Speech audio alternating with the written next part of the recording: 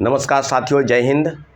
अभी हम सीधे सीधे बातचीत आपको बताने जा रहे हैं कि क्या बीपीएससी तीसरे फेज की बहाली में जिस प्रकार से पल्ला झाड़ रही है, तो बिल्कुल अब स्पष्ट हो गया कि इन लोगों ने बेशर्मी की जो हद है उसको पार कर लिया है। आप सबको पता है और बीपीएससी को भी पता है कि पेपर लीक हो चुका है, और पेपर लीक जो है वो बीपीएससी के ही अधिकारी कर्मचारी मिलकर 13 तारीख को जो आर्थिक अपराध इकाई की रिपोर्ट है, बिल्कुल दूध की दूध और पानी की तरह बिल्कुल साफ कर दिया गया है कि 13 तारीख के दिन ही पेपर लीक हो गया था। और जो प्रश्न पत्र आउट थे उसमें सभी अभ्यर्थियों को जो गिरफ्तारी हुई है 270 अभ्यर्थी की, उसमें लगभग 52 से 52 के आसपास महिलाएं हैं। महिलाएं और लड़कियों की संख्या 52 है। अब जिस साक्ष्य की आप बात कर रहे हैं कि आप साक्ष्य जुटा के दीजिए, पेपर लीक नहीं हुआ है, पेपर लीक नहीं हुआ, क्या पेपर लीक नहीं हुआ है भाई? ये तो नए चेयरमैन जो हैं रवि परमार मनु भाई, ये किस तरह की बात करने लगे हैं? मुझे लगता है कि बीपीएससी के इतिहास में इस तरह के काले कालखंड जो हमेशा लिखते आ रहे हैं। इसके पहले दो परीक्षाएं हुई बीपीएससी ट्री की, इसमें पेपर लीक की तो बात नहीं कहीं सामने आई। लेकिन ये हड़बड़ी में जिस प्रकार से परीक्षा ले रहे थे 1 to 5 और 6 to 8, और उसके पहले के परीक्षाओं को उन्होंने पहले डेट अनाउंसमेंट नहीं किया, दूसरा एक परीक्षा को कैंसिल करके आगे की परीक्षा डेट अनाउंसमेंट करने जा रहे थे। सीधी सीधी बातचीत है कि जो हजारीबाग के 2-3 प्रमुख क्षेत्रों से इचाक, पलीपेलिकल और जो बरही थाना क्षेत्र है उसके पेलावल, बरही और इचाक, इन थाना क्षेत्रों से सबकी जो गिरफ्तारी हुई है, अलग अलग बसों में भरकर पटना की तरफ जो लोगों को ले जाया जा रहा था। क्या प्रमाण सबूत नहीं है? क्या आप पेन ड्राइव में लोगों को क्वेश्चन नहीं पढ़वा रहे थे? और वही क्वेश्चन जो 15 मार्च की दोनों शिफ्ट की परीक्षाओं में आने वाले थे, सभी लोगों के पास वही प्रमाण है। और किन्हीं के पास मोबाइल नहीं मिला है, सबके पास वही जो पढ़वाया जा रहा था, प्रिंटर, लैपटॉप आदि सब चीज़ें गिरफ्तारी हुई है। लगभग दर्जनों लोगों की गिरफ्तारी हुई है। और जो गिरफ्तारी के संबंध में जो छात्रों की गिरफ्तारी हुई, अभ्यर्थियों की गिरफ्तारी हुई, उसकी संख्या 270 है, जिनको जेल भेज दिया गया है। बीपीएससी अब बताए कि क्या आयोग पर उन्हें भरोसा नहीं, क्या आर्थिक अपराध इकाई की रिपोर्ट पर उन्हें भरोसा नहीं?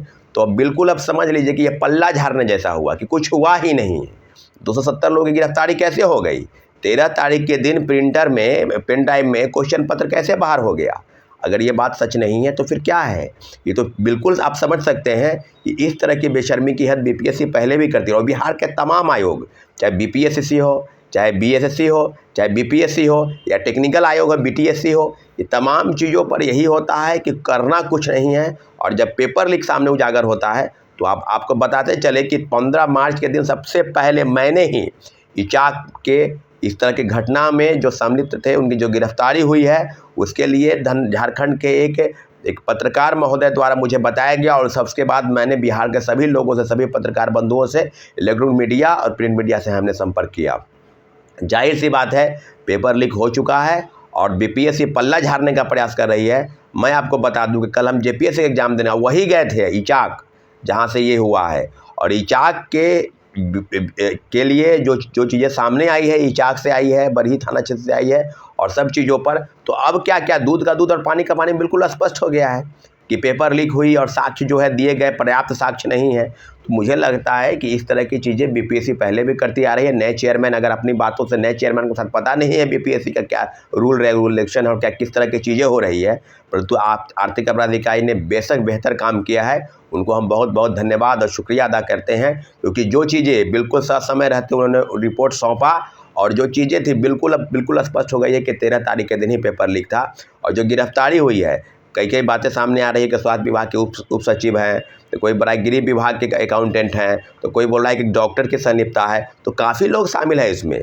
बीपीएससी के जो अंदर के अधिकारी हैं, जो कर्मचारी हैं, सभी की जांच हो, सभी का फ़ोन रिकॉर्ड हो कि उन्होंने क्या किया है, क्योंकि पेपर जो है वो बीपीएससी से ही आउट हुआ है, ऐसे पेपर आउट नहीं हो गया। इसकी बिंदु की जांच आप करा लें। लेकिन इतना ज़रूर है कि अब जो है, अब लड़ाई बिल्कुल अब आमने सामने होगी। निश्चित रूप से बीपीएससी के काले इतिहास में इस तरह की घटनाएं लगातार हो रही है, और पेपर लीक के नाम पर शिक्षक अभ्यर्थी, छात्र अभ्यर्थी चुप हो जाएं, ये बिल्कुल नहीं होगा। आज हम पटना आए हैं और निश्चित रूप से सारी चीज़ों पर बिल्कुल अपडेट करा दें कि अब बीपीएससी से नहीं, सरकार के उन सारे अधिकारियों से और सरकार के प्रमुख मंत्री से, सम्राट चौधरी और विजय सिन्हा से प्रश्न है कि क्या बीपीएससी पेपर लीक करा दी तो आपकी चुप्पी किस बात की इशारा करती है? अगर पैसा ले लिया गया है, निश्चित रूप से पैसा लिया गया है, 10 लाख 12 लाख की जो बातें हो रही है, तो ये किस तरह की इशारा करती है? पेपर लीक नहीं है, वो बहु क्वेश्चन पत्र और जो आंसर जो वायरल हो रहे हैं दोनों मिलान नहीं हुए, सब कुछ मिलान हो चुका है। इसके बावजूद भी कह रहे हैं कि पर्याप्त सबूत चाहिए। वाह, ये तो मुझे लगता है कि पर्याप्त सबूत अब किसका, अब क्या पर्याप्त सबूत चाहिए आपको भाई कि पेपर लीक नहीं हुआ? क्या क्वेश्चन पहले ही बाहर नहीं आ गया? लोगों को जो रटवाए जा रहे थे प्रश्न पत्र झारखंड के हजारीबाग में, क्या वो हूबहू वो मिलान नहीं हुए? तो आर्थिक अपराध इकाई ने बेहतर काम किया है, बहुत जल्द ही लोगों की गिरफ्तारी की और सारे बिंदुओं पर उन्होंने साक्ष्य जमा करके बीपीएससी को सौंप दिया, सरकार को सौंप दिया। अब बीपीएससी अपना पल्ला झाड़ रही है इसलिए कि उनके साख पर बट्टा न लग जाए। अरे भाई, साख पर तो आपको बट्टा लग चुका है, अब क्या? अब आपके पास बचा क्या है? कौन सी संपत्ति है जिसको बचाना चाहते हैं? शिक्षा माफिया के गोद में अब बैठ चुके हैं ना, पैसा लेकर बैठ चुके हैं ना। ये बीपीएससी को खुद सोचना चाहिए कि हम क्या कर रहे हैं। अरे भाई, अभी भी समय है, आप पेपर को रद्द करें और निश्चित रूप से जो इसमें शामिल हैं बड़े बड़े लोग, उसके लिए सरकार को आपने आग्रह करें कि इसमें एसआईटी का गठन करके उस सभी लोगों को गिरफ्तार किया जाए जिसमें शामिल है। मैं तो कहता हूं कि अब बिहार सरकार को चाहिए कि सारे बिहार के सारी परीक्षाओं में TRE 1 से लेकर TRE 2 तक जो भी धांधली हुई है, धांधली के जो एविडेंस है या धांधली की जो प्रक्रिया है उसको इन्होंने बदल दिया है।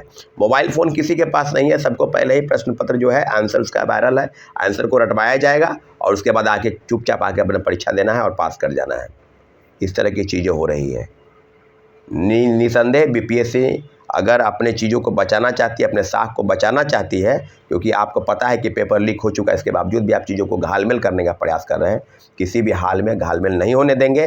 और निश्चित रूप से बीपीएससी ही नहीं, जेपीएससी का भी पेपर लीक हो गया है, उसके संदर्भ में भी जेपीएससी के झारखंड के जो सरकार है उसको जवाब देना पड़ेगा, क्योंकि अब स्पष्ट हो गया है कई जगहों से।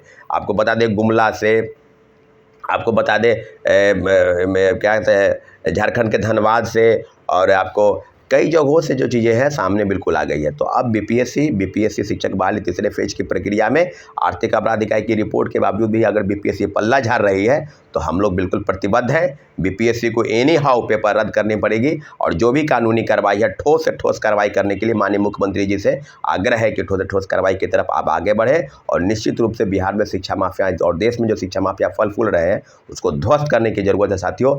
धन्यवाद। जय हिंद।